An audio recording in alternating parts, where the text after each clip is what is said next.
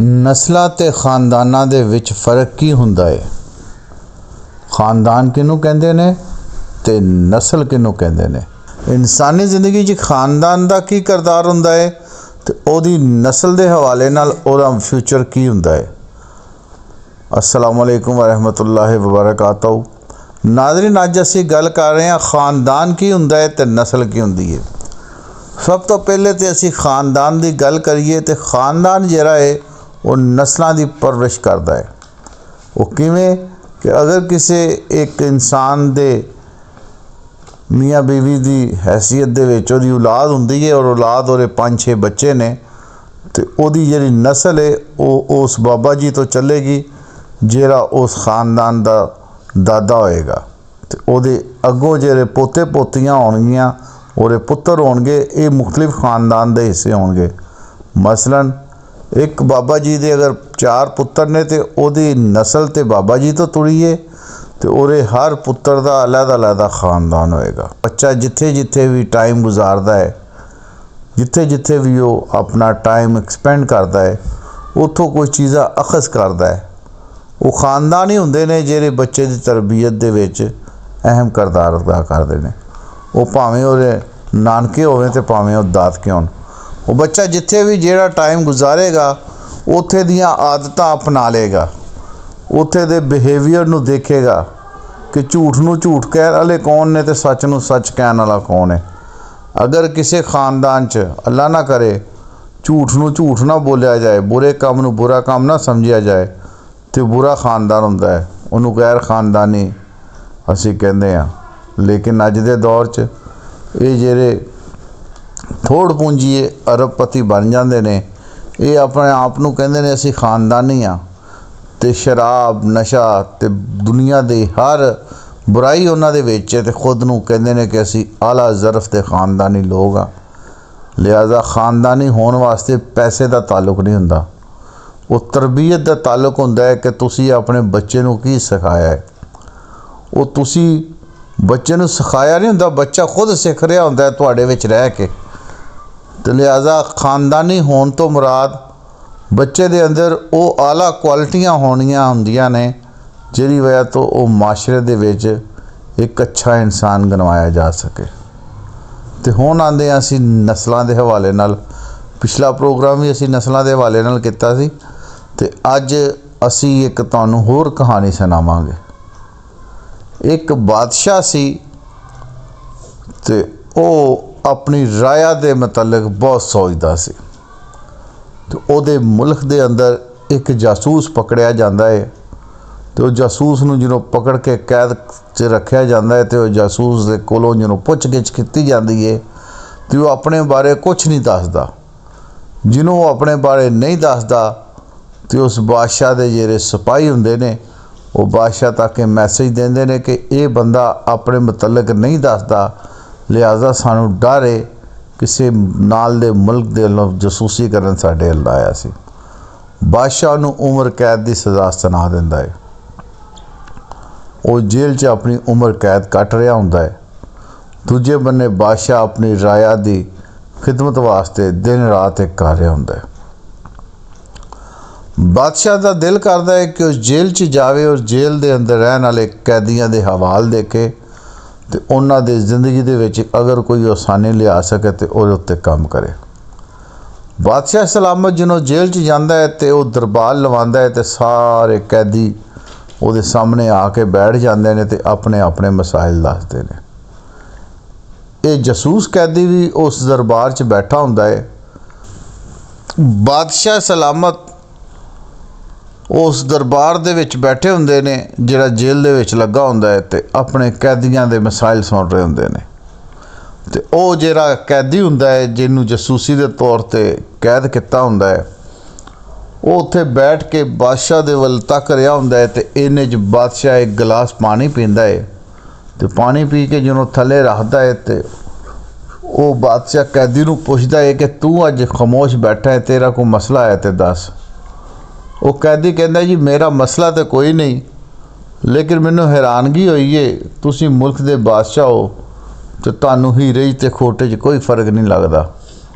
बादशाह कहता है की गल कहती। उन्हें जी मैं की कहना है, ਇਹ ਜਿਹੜਾ ਗਲ 'ਚ ਤੁਸੀਂ ਹੀਰੇ ਦਾ ਹਾਰ ਪਾਇਆ ਹੈ, ਇਹਦਾ ਸਭ ਤੋਂ ਵੱਡਾ ਹੀਰਾ ਜਿਹੜਾ ਹੈ ਉਹ ਪੱਥਰ ਹੈਗਾ, ਹੀਰਾ ਨਹੀਂ ਹੈਗਾ। ਤੇ ਲਿਹਾਜ਼ਾ ਮੈਂ ਇਸ ਗੱਲੋਂ ਹੈਰਾਨ ਹਾਂ ਕਿ ਜਿਹੜਾ ਬਾਦਸ਼ਾਹ ਆਪਣੇ ਗਲ 'ਚ ਪਾਏ ਹੋਏ ਹੀਰੇ ਨੂੰ ਨਹੀਂ ਪਛਾਣ ਸਕਦਾ, ਉਹ ਆਪਣੀ ਆਵਾਮ ਦੇ ਮਸਾਇਲ ਕੀ ਦੇਖੇਗਾ। ਬਾਦਸ਼ਾਹ ਨੂੰ ਉਹਦੀ ਗੱਲ ਦਾ ਬੜਾ ਗੁੱਸਾ ਆਉਂਦਾ ਹੈ ਤੇ ਉਹ ਉਸ ਜੇਲ੍ਹ ਦੇ ਇੰਚਾਰਜ ਨੂੰ ਕਹਿੰਦਾ ਹੈ, ਇਹਦੀ ਰੋਟੀ ਅੱਧੀ ਕਰ ਦਿਓ, ਇਹਨੇ ਗੁਸਤਾਖੀ ਕੀਤੀ ਹੈ, ਇਹਨੇ ਮੇਰੇ ਮੁਤਲਕ ਇਹ ਬਿਆਨ ਦਿੱਤਾ ਹੈ, ਤੇ ਲਿਹਾਜ਼ਾ ਇਹ ਜਿੱਥੇ 2 ਰੋਟੀਆਂ ਖਾਂਦਾ ਸੀ ਇੱਥੇ 1 ਰੋਟੀ ਦਿਓ। ਬਾਦਸ਼ਾਹ ਮਹਿਲ 'ਚ ਤੇ ਆ ਜਾਂਦਾ ਹੈ, ਲੇਕਿਨ ਉਹਦੀ ਜ਼ਿੰਦਗੀ ਜਿਹੜੀ ਨਾ ਅਜੀਰਨ ਹੋ ਜਾਂਦੀ ਹੈ, ਉਹਨੂੰ ਉਹ ਗੱਲ ਜਿਹੜੀ ਨਾ ਚੁੱਭਦੀ ਰਹਿੰਦੀ ਹੈ। ਅਗਲੇ ਦਿਨ ਉਹ ਆਪਣੇ ਵਜ਼ੀਰ ਨੂੰ ਬੁਲਾ ਕੇ ਕਹਿੰਦਾ ਹੈ, ਤਮਾਮ ਮੇਰੇ ਜਿਹੜੀ ਰਾਇਆ ਹੈ ਉਹਨਾਂ 'ਚ ਜਿਹੜੇ ਆਲਾ ਜਵਾਹਰੀ ਹੈ ਉਹਨਾਂ ਨੂੰ ਬੁਲਾਇਆ ਜਾਵੇ ਤੇ ਇਸ ਹੀਰੇ ਦੀ ਖੋਜ ਕੀਤੀ ਜਾਵੇ ਕਿ ਇਹ ਹੀਰਾ ਅਸਲੀ ਹੈ ਜਾਂ ਨਕਲੀ ਹੈ। ਉਹ ਜਿਹਨੂੰ ਇਹ ਖੋਜ ਕਰਦੇ ਆ ਤੇ ਪਤਾ ਚੱਲਦਾ ਹੈ ਕਿ ਉਹ ਹੀਰਾ ਜਿਹੜਾ ਹੈ ਉਹ ਨਕਲੀ ਹੈ। ਬਾਦਸ਼ਾਹ ਆਪਣੇ ਫੌਜ ਦੇ ਖਜ਼ਾਨਚੀ ਨੂੰ ਬੁਲਾਉਂਦਾ ਹੈ ਤੇ ਦੂਜੇ ਤਰਫ ਆਪਣੇ ਸਿਪਾਹ ਸਲਾਰ ਨੂੰ ਕਹਿੰਦਾ ਕਿ ਇਹਨੂੰ ਪੁੱਠਾ ਟੰਗ, ਤੇਰੇ ਕੋ ਪਤਾ ਕਰਕੇ ਮੇਰਾ ਹੀਰਾ ਕਿੱਥੇ ਗਿਆ।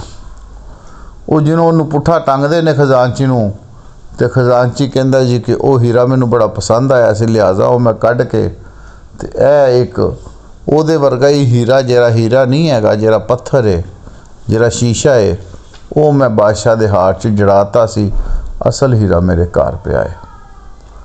ਬਾਦਸ਼ਾਹ ਉੱਥੇ ਖੂਬ ਪਰੇਸ਼ਾਨ ਹੋ ਜਾਂਦਾ ਹੈ ਕਿ ਇੱਕ ਕੈਦੀ ਨੂੰ ਐਡੇ ਕੀਮਤੀ ਹੀਰੇ ਦਾ ਕਿਵੇਂ ਪਤਾ ਲੱਗਾ। ਬਾਦਸ਼ਾਹ ਅਗਲੇ ਦਿਨ ਆਪਣੇ तमाम ਦਰਬਾਰ ਦੇ ਅੰਦਰ ਆਪਣੇ ਵਜ਼ੀਰਾਂ ਨੂੰ ਬੁਲਾ ਕੇ ਸਾਰਾ ਮਸਲਾ ਦੱਸਦਾ ਹੈ ਤੇ ਉਹ ਕਹਿੰਦਾ ਹੈ ਕਿ ਮੇਰੇ ਅਸਤਬਲ 'ਚੋਂ ਸਭ ਤੋਂ ਅੱਛੀ ਨਸਲ ਦੇ ਘੋੜਿਆਂ ਨੂੰ ਤਿਆਰ ਕਰਕੇ ਬੱਗੀ ਲਾ ਕੇ ਤੇ ਉਹ ਕੈਦੀ ਨੂੰ ਲਿਆਇਆ ਜਾਵੇ ਜਿਹਨੇ ਮੇਰੇ ਹੀਰੇ ਦੇ ਮੁਤਲਕ ਇਨਕਸ਼ਾਫ ਕੀਤਾ ਸੀ। ਤੇ ਨੰਬਰ 2 ਉਹਦੇ ਜਿਹੜੇ ਉਸ ਵਕਤ ਦੇ ਜੇਲ੍ਹ ਦੇ ਇੰਚਾਰਜ ਸੀ, ਉਹਨੂੰ ਕਹਿ ਦਿਓ ਕਿ ਇਹਦੀ ਰੋਟੀ ਵੀ ਜਿਹੜੀ ਕਟਾਈ ਸੀ ਉਹ ਵਧਾ ਦੇ। ਕੈਦੀ ਨੂੰ ਲਿਆਉਣ ਵਾਸਤੇ ਜਦੋਂ ਘੋੜੇ ਜਾਂਦੇ ਨੇ ਤੇ ਨਾਲੇ ਉਹਨੂੰ ਇਹ ਸੁਣਾ ਦੇ ਦਿੰਦੇ ਨੇ ਵੀ ਬਾਦਸ਼ਾਹ ਨੇ ਤੇਰੀ ਜਿਹੜੀ ਰੋਟੀ ਕਟਾਈ ਸੀ ਉਹ ਰੋਟੀ ਵਧਾ ਦਿੱਤੀ ਹੈ। ਉਹ ਆ ਕੇ ਬਾਦਸ਼ਾਹ ਕੋਲ ਬੈਠ ਜਾਂਦਾ ਹੈ ਤੇ ਬਾਦਸ਼ਾਹ ਉਹਨੂੰ ਕਹਿੰਦਾ ਹੈ ਕਿ ਮੈਨੂੰ ਇਹ ਦੱਸ ਤੇਰੀ ਅਸਲੀਅਤ ਕੀ ਹੈ। ਉਹ ਕਹਿੰਦਾ ਜੀ ਅਸਲੀਅਤ ਤੇ ਬਾਅਦ 'ਚੋਂ ਮੈਂ ਦੱਸਾਂਗਾ, ਪਹਿਲੇ ਦੱਸੋ ਪਹਿਲੇ ਮੇਰੀ ਗੱਲ ਦਾ ਕੀ ਬਣਿਆ। ਉਹਨਾਂ ਨੇ ਕਹੀ ਤੇਰੀ ਗੱਲ ਸੱਚੀ ਨਿਕਲੀ ਹੈ। ਤੇ ਉਹ ਕਹਿੰਦਾ ਜੀ ਅੱਜ ਦੂਜੀ ਗੱਲ ਕਰ ਚੱਲਿਆ ਹੈ। ਇਹ ਜਿਹੜੇ ਤੁਸੀਂ 4 ਮੇਰੇ ਕੋਲ ਘੋੜੇ ਭੇਜੇ ਸੀ, ਇਹਨਾਂ 'ਚ 2 ਘੋੜੇ ਨਸਲੀ ਸੀ ਤੇ 2 ਘੋੜੇ ਨਸਲੀ ਨਹੀਂ ਸੀ। ਤੇ ਮੈਂ ਤੇ ਅੱਜ ਹੋਰ ਪਰੇਸ਼ਾਨ ਹੋ ਗਿਆ ਕਿ ਬਾਦਸ਼ਾਹ ਹੋ ਕੇ ਉਹਦੇ ਅਸਤਬਲ ਦੇ ਵਿੱਚ ਜਿਹੜੇ ਘੋੜੇ ਨੇ ਉਹ ਬੇਨਸਲੇ ਨੇ ਤੇ ਇਹ ਬਾਦਸ਼ਾਹ ਕਿਸ ਤਰ੍ਹਾਂ ਨਸਲੀ ਹੋ ਸਕਦਾ ਹੈ। ਤੇ ਬਾਦਸ਼ਾਹ ਉਸ ਤੋਂ ਹੋਰ ਗੁੱਸਾ ਹੁੰਦਾ ਹੈ ਕਿ ਦਰਬਾਰ ਦੇ ਸਾਹਮਣੇ ਨੇ ਘੋੜਿਆਂ ਦੇ ਨਾਲ ਮੈਨੂੰ ਵੀ ਬੇਨਸਲੀ ਕਹਿਤਾ ਹੈ। ਉਹਨੇ ਫੌਰੀ ਤੌਰ ਤੇ ਆਪਣੇ ਦਰਬਾਰ ਦੇ ਵਿੱਚ ਵਜ਼ੀਰਾਂ ਨੂੰ ਕਿਹਾ ਕਿ ਜਿਹੜੇ ਘੋੜਿਆਂ ਦੀ ਪਰਵਰਿਸ਼ ਕਰਨ ਵਾਲੇ ਵੱਡੇ ਨੇ ਉਹਨਾਂ ਨੂੰ ਬੁਲਾਇਆ ਜਾਵੇ ਤੇ ਉਹਨਾਂ ਕੋਲ ਪੁੱਛਿਆ ਜਾਵੇ ਕਿ ਇਹਨਾਂ 4 ਘੋੜਿਆਂ 'ਚੋਂ ਨਸਲੀ ਘੋੜਾ ਕੌਣ ਹੈ ਤੇ ਬੇਨਸਲੀ ਕੌਣ ਹੈ। ਤੇ ਉਨੀ ਦੇਰ ਤੱਕ ਇਹਨੂੰ ਵਾਪਸ ਜੇਲ੍ਹ 'ਚ ਸੁੱਟ ਦਿੱਤਾ ਜਾਵੇ ਤੇ ਜਿਹੜੀ ਇਹਦੀ ਰੋਟੀ ਵਧਾਈ ਸੀ ਨਾ ਉਹ ਅੱਗੇ ਨਾਲੋਂ ਵੀ ਘਟਾ ਦਿੱਤੀ ਜਾਵੇ ਤੇ ਇਹਨੂੰ ਮਰਨ ਤੱਕ ਰੱਖਿਆ ਜਾਵੇ। ਬਸ ਜ਼ਰੂਰਤ ਦੇ ਤਹਿਤ ਇਹਨੂੰ ਰੋਟੀ ਦਿੱਤੀ ਜਾਵੇ, ਮੈਕਸਿਮਮ ਇਹਨੂੰ ਭੁੱਖਾ ਰੱਖਿਆ ਜਾਵੇ। ਉਹ ਇੰਝ ਹੀ ਹੁੰਦਾ ਹੈ। ਉਹ ਵਾਪਸ ਉਹਨੂੰ ਦਰਬਾਰੀ ਜਿਹੜੇ ਨੇ ਜੇਲ੍ਹ 'ਚ ਸੁੱਟ ਆਉਂਦੇ ਨੇ ਤੇ ਦੂਸਰੇ ਬੰਨੇ ਅਸਤਬਲ ਦੇ ਵਿੱਚ ਜਿਹੜੇ ਸਭ ਤੋਂ ਆਲਾ ਪਾਏ ਦੇ ਘੋੜਿਆਂ ਦੀ ਸ਼ਨਾਖਤ ਕਰਨ ਵਾਲੇ ਹੁੰਦੇ ਨੇ ਉਹਨਾਂ ਨੂੰ ਬੁਲਾਇਆ ਜਾਂਦਾ ਹੈ। ਤੇ ਉਹ ਬਾਦਸ਼ਾਹ ਨੂੰ ਕਹਿੰਦੇ ਨੇ ਜੀ ਇਹਨਾਂ 4 ਘੋੜਿਆਂ 'ਚੋਂ ਜਿਹੜੇ ਅਗਲੇ 2 ਘੋੜੇ ਨੇ ਬੇਨਸਲੀ ਨੇ, ਪਿਛਲੇ ਜਿਹੜੇ ਨੇ ਉਹ ਨਸਲੀ ਨੇ। ਉਸ ਤੋਂ ਬਾਅਦ ਬਾਦਸ਼ਾਹ ਦੁਬਾਰਾ ਉਸ ਕੈਦੀ ਨੂੰ ਬੁਲਾਉਂਦਾ ਹੈ ਤੇ ਉਹਨੂੰ ਇਨਾਮਾਤ ਦੇਣ ਵਾਸਤੇ ਬੁਲਾਉਂਦਾ ਹੈ। ਉਹ ਜਿਹਨੂੰ ਇਨਾਮਾਤ ਦੇਣ ਵਾਸਤੇ ਬੁਲਾਉਂਦਾ ਹੈ ਤੇ ਬਾਦਸ਼ਾਹ ਕਹਿੰਦਾ ਹੈ ਕਿ ਇਹਨੂੰ ਬਹੁਤ ਅੱਛਾ ਖਾਣਾ ਖਿਲਾਇਆ ਜਾਵੇ ਤੇ ਇਹਦੀ ਸਜ਼ਾ ਮਾफ़ ਕਰ ਦਿੱਤੀ ਜਾਵੇ। ਤੇ ਉਹ ਅੱਗੋਂ ਫਿਰ ਕਹਿੰਦਾ ਹੈ ਕਿ ਬਾਦਸ਼ਾਹ ਸਾਹਿਬ ਤੁਸੀਂ ਬਾਕੀ ਗੱਲਾਂ ਤੇ ਮੇਰੀਆਂ ਮੰਨ ਲੀਆਂ, ਇਹ ਬੇਨਸਲੀ ਬਾਦਸ਼ਾਹ ਵਾਲੀ ਗੱਲ ਨਹੀਂ ਮੰਨੀ। ਬਾਦਸ਼ਾਹ ਨੂੰ ਫਿਰ ਉਹਦੇ 'ਤੇ ਗੁੱਸਾ ਚੜ੍ਹ ਜਾਂਦਾ ਹੈ ਕਿ ਇਹ ਮੈਨੂੰ ਬੇਨਸਲੀ ਕਹਿ ਗਿਆ ਹੈ ਤੇ ਇੱਕ ਬੰਨੇ ਮੈਂ ਇਹਨੂੰ ਇਨਾਮ ਦੇ ਕੇ ਇਹਦੀ ਜਾਨ ਦੀ ਰਿਹਾਈ ਕੀਤੀ ਸੀ। ਬਾਦਸ਼ਾਹ ਉਸ ਤੋਂ ਪਰੇਸ਼ਾਨ ਹੋ ਜਾਂਦਾ ਹੈ। ਉਹ ਕਹਿੰਦਾ ਤੈਨੂੰ ਕੀ ਲੱਗਦਾ ਮੈਂ ਕੌਣ ਆ? ਉਹ ਕਹਿੰਦਾ ਜੀ ਮੈਨੂੰ ਲੱਗਦੇ ਹੋ ਤੁਸੀਂ ਕਿਸੇ ਲਾਂਗਰੀ ਦੀ ਔਲਾਦ, ਤੁਸੀਂ ਬਾਦਸ਼ਾਹ ਨਹੀਂ ਲੱਗਦੇ।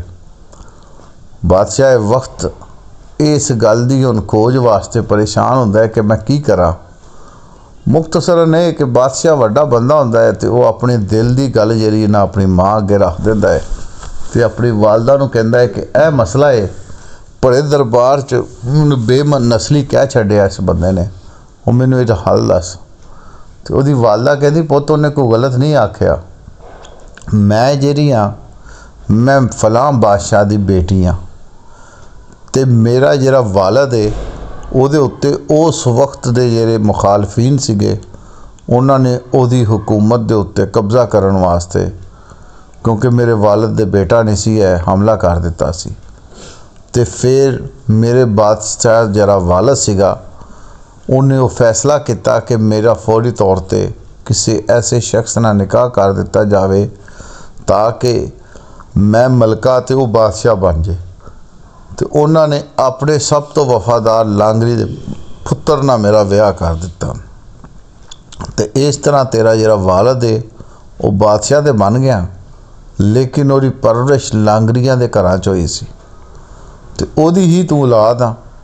ਤੇ ਹੁਣ ਇਹ ਆ ਕੇ ਉਸ ਬੰਦੇ ਨੇ ਪਹਿਚਾਨ ਲਿਆ ਤੇ ਉਹਨੂੰ ਪੁੱਛਣਾ ਤਾਂ ਚਾਹੀਦਾ ਹੈ ਉਹਨੇ ਤੈਨੂੰ ਕਿਵੇਂ ਪਹਿਚਾਨਿਆ। ਤੇ ਲਿਹਾਜ਼ਾ ਦਰਬਾਰ ਫਿਰ ਲੱਗਦਾ ਹੈ ਤੇ ਉਸ ਕੈਦੀ ਨੂੰ ਬੁਲਾਇਆ ਜਾਂਦਾ ਹੈ ਤੇ ਉਹਨੂੰ ਬੁਲਾ ਕੇ ਪੁੱਛਿਆ ਜਾਂਦਾ ਹੈ ਕਿ ਤੂੰ ਇਹ ਗੱਲਾਂ ਕਿਵੇਂ ਪਹਿਚਾਨੀਆਂ। ਉਹਨੇ ਕਿਹਾ ਜੀ ਗੱਲ ਇਹ ਆ ਬਾਦਸ਼ਾਹ ਸਾਹਿਬ, ਤੁਸੀਂ ਅਗਰ ਬਾਦਸ਼ਾਹ ਹੁੰਦੇ ਤੇ ਤੁਹਾਨੂੰ ਜਜ਼ਾ ਔਰ ਸਜ਼ਾ ਦੇਣ ਦੇ ਫਾਰਮੂਲੇ ਤੁਹਾਡੇ ਖਾਨਦਾਨ 'ਚੋਂ ਆਉਣੇ ਸੀ। ਤੁਸੀਂ ਦੇਖਣਾ ਸੀ ਤੁਹਾਡਾ ਬਾਪ ਜਿਹਦਾ ਬਾਦਸ਼ਾਹ ਸੀ, ਉਹਦਾ ਬਾਪ ਜਿਹੜਾ ਬਾਦਸ਼ਾਹ ਸੀ ਉਹ ਆਪਣੀ ਆਵਾਮ ਦੀ ਕਿਸ ਤਰ੍ਹਾਂ ਧੌਣ ਲਾ ਦਿੰਦਾ ਸੀ ਨਿੱਕੀ ਜਿਹੀ ਗੱਲ 'ਤੇ। ਉਹ ਉਹਨਾਂ ਨੂੰ ਖੁਸ਼ ਹੁੰਦੇ ਜਿਵੇਂ ਸੋਨੇ ਦੇ ਜ਼ੇਵਰਾਤ 'ਚ ਤੋਲਦੇ ਸੀ। ਤੇ ਤੁਸੀਂ ਜਿਹਨੂੰ ਵੀ ਸਜ਼ਾ ਦਿੱਤੀ ਹੈ, ਤੁਸੀਂ ਜਾਂ ਮੇਰੀ ਰੋਟੀ ਘਟਾਤੀ ਹੈ ਤੇ ਜਿਹਨੂੰ ਵੀ ਇਨਾਮ ਦਿੱਤਾ ਹੈ ਤੇ ਤੁਸੀਂ ਮੇਰੀ ਰੋਟੀ ਵਧਾਤੀ ਹੈ। ਇਹ ਕੋਈ ਬਾਦਸ਼ਾਹਾਂ ਵਾਲੀਆਂ ਗੱਲਾਂ ਨਹੀਂ, ਇਹ ਤੇ ਲਾਂਗਰੀਆਂ ਵਾਲੀਆਂ ਗੱਲਾਂ ਸੀ। ਤੇ ਲਿਹਾਜ਼ਾ ਇਸ ਮੱਧ 'ਚ ਮੈਂ ਤੁਹਾਨੂੰ ਲਾਂਗਰੀ ਕਿਹਾ। ਤੇ ਜਿਹੜੀ ਗੱਲ ਤੁਸੀਂ ਮੇਰੇ ਕੋਲੋਂ ਪੁੱਛੀ ਕਿ ਹੀਰਾ ਕਿਵੇਂ ਮੈਂ ਤੁਹਾਡਾ ਜਾਲੀ ਦੱਸਿਆ ਹੈ, ਤੇ ਹੀਰਾ ਜਦੋਂ ਪਾਣੀ 'ਚ ਸੁੱਟ ਦਈਏ ਨਾ ਤੇ ਉਹ ਆਪਣੀਆਂ ਨਿਸ਼ਾਨੀਆਂ ਗਵਾ ਦਿੰਦਾ ਹੈ। ਉਦੋਂ ਤੁਸੀਂ ਜਿਹਨੂੰ ਦਰਬਾਰ ਲਾਇਆ ਜੇਲ੍ਹ ਦੇ ਅੰਦਰ ਤੇ ਤੁਸੀਂ ਗਲਾਸ ਪਾਣੀ ਦਾ ਜਿਹਨੂੰ ਪੀਣ ਨਹੀਂ ਚੁੱਕਿਆ ਹੈ ਤੇ ਮੈਂ ਦੇਖਿਆ ਦੂਸਰੇ ਬੰਨੇ ਹੀਰਾ ਮੈਨੂੰ ਨਜ਼ਰ ਆ ਰਿਹਾ ਸੀ ਜਿਹੜਾ ਤੁਹਾਡੇ ਗਲ 'ਚ ਸੀ। ਕਿਉਂਕਿ ਅਗਰ ਇਹ ਅਸਲ ਹੀਰਾ ਹੁੰਦਾ ਤੇ ਇਹ ਪਾਣੀ ਦੇ ਪਿੱਛੇ ਪਾਣੀ ਹੋ ਜਾਂਦਾ, ਨਜ਼ਰ ਨਾ ਆਉਂਦਾ। ਮੈਨੂੰ ਹੀਰਾ ਨਜ਼ਰ ਆਉਂਦਾ ਰਿਹਾ, ਲਿਹਾਜ਼ਾ ਮੈਨੂੰ ਇਹ ਸਮਝ ਲੱਗ ਗਈ ਇਹ ਹੀਰਾ ਜਾਲੀ ਹੈ। ਤੇ ਘੋੜਿਆਂ ਦੀ ਜਿਹੜੀ ਗੱਲ ਹੈ, ਜਿਹੜੇ ਘੋੜੇ ਤੁਸੀਂ ਮੈਨੂੰ ਲੈਣ ਭੇਜੇ ਸੀ ਉਹ ਪਿਛਲੇ ਘੋੜਿਆਂ ਨੂੰ ਦਲੱਤੀਆਂ ਮਾਰਦੇ ਸੀ, ਅਗਲੇ ਘੋੜੇ ਬੇਨਸਲੀ ਸੀ। ਪਿਛਲੇ ਘੋੜੇ ਉਹ ਦਲੱਤੀਆਂ ਖਾਣ ਦੇ ਬਾਵਜੂਦ ਇਹ ਸਵਾਰੀ ਨੂੰ ਧੁੰਦੇ ਰਹੇ, ਉਹ ਨਸਲੀ ਸੀ। ਇਹ ਕਹਾਣੀ ਮੈਂ ਤੁਹਾਡੇ ਅੱਗੇ ਰੱਖਤੀ। ਤੇ ਅੱਜ ਦੇ ਦੌਰ ਦੇ ਅੰਦਰ ਵੀ ਜਿਹੜੇ ਸਾਡੇ ਹੁਕਮਰਾਨ ਨੇ ਜਾਂ ਜਿਨ੍ਹਾਂ ਨੂੰ ਅਸੀਂ ਚਾਹੁੰਦੇ ਹਾਂ, ਇਹ ਸਾਡਾ ਹੀ ਕਸੂਰ ਹੈ। ਅਸੀਂ ਬੇਨਸਲੀ ਤੇ ਗੈਰ ਖਾਨਦਾਨੀ ਲੋਕਾਂ ਨੂੰ ਆਪਣੇ ਸਿਰ 'ਤੇ ਚੁੱਕ ਲੈਂਦੇ ਹਾਂ। ਅਸੀਂ ਸਿਰਫ ਇਹਨਾਂ ਦੀਆਂ ਵੱਡੀਆਂ ਗੱਡੀਆਂ ਤੇ ਇਹਨਾਂ ਦੇ ਨਾਲ ਤੁਰਨ ਵਾਲੇ ਗਨਮੈਨ ਦੇਖ ਕੇ ਇਹਨਾਂ ਨੂੰ ਵੱਡਾ ਸਮਝਦੇ ਹਾਂ। ਇਹ ਵੱਡੇ ਖਾਨਦਾਨ ਦੇ ਅਫਰਾਦ ਨਹੀਂ ਹੁੰਦੇ, ਇਹ ਢਿੱਡੋਂ ਭੁੱਖੇ ਨੰਗੇ ਹੁੰਦੇ ਨੇ ਕਿ ਜਿਹੜੇ ਹੁਕੂਮਤਾਂ ਚਾਹੁੰਦੇ ਹੀ ਸਾਡੇ ਸਿਰ ਦੀ ਚੱਦਰ ਤੇ ਸਾਡੇ ਪੇਟ 'ਚ ਆਉਣ ਵਾਲੀ ਰੋਜ਼ੀ ਛੀਨ ਲੈਂਦੇ ਨੇ। ਵੇਖਦੇ ਰਹੋ ਵਾਰ TV।